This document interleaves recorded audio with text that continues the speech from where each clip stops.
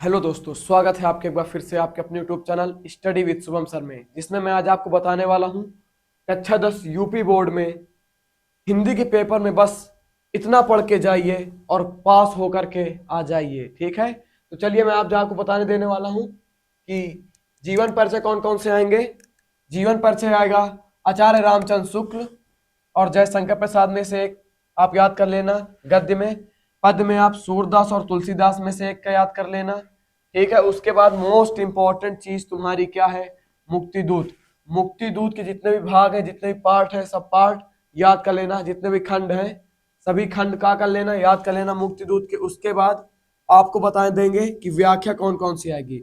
गद्य से व्याख्या आएगी मृता पाठ से, और पद से आएगी सूरदास के पद से। ठीक है, पद्य मतलब कविताओं वाले से, सूरदास के पद से आएगी व्याख्या लिखने के लिए, और गद्य में मृतता पाठ से व्याख्या आएगी लिखने के लिए। उसके बाद आपका जो निबंध आएगा, पहला निबंध आएगा जनसंख्या विस्फोट के ऊपर, दूसरा पर्यावरण प्रदूषण। आप इन दोनों को पढ़ लीजिए, पहला जनसंख्या विस्फोट, दूसरा पर्यावरण प्रदूषण।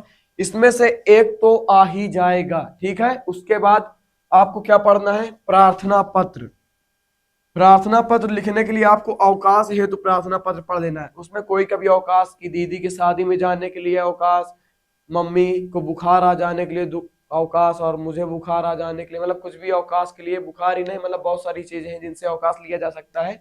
तो आप अवकाश हेतु प्रार्थना पत्र लिख लें, उसमें आप कारण कुछ भी डाल देंगे तो चल जाएगा। ठीक है, बस आपको ऐसा प्रार्थना पत्र याद करना जिसमें आपको अवकाश उसमें ले सके। ठीक है, तो अवकाश हेतु प्रार्थना पत्र पढ़ लेना। उसके बाद मैं आपको बताना चाहता हूं कि संस्कृत से क्या क्या आएगा। संस्कृत से आएगा श्लोक, आपको एक श्लोक लिखने के लिए आएगा, और एक श्लोक की व्याख्या करने के लिए, मतलब उसका अर्थ लिखने के लिए भी आएगा। ठीक है, तो व्याख्या आपको पाठ एक वाराणसी पाठ पढ़ लेना है। ठीक है, ठीक है ना। जो देखो संस्कृत के पार्ट में एक आपको पूरा पैराग्राफ मिलेगा जिसका तुमको क्या लिखना होगा, अर्थ लिखना होगा। ठीक, क्या लिखना होगा, अर्थ लिखना होगा।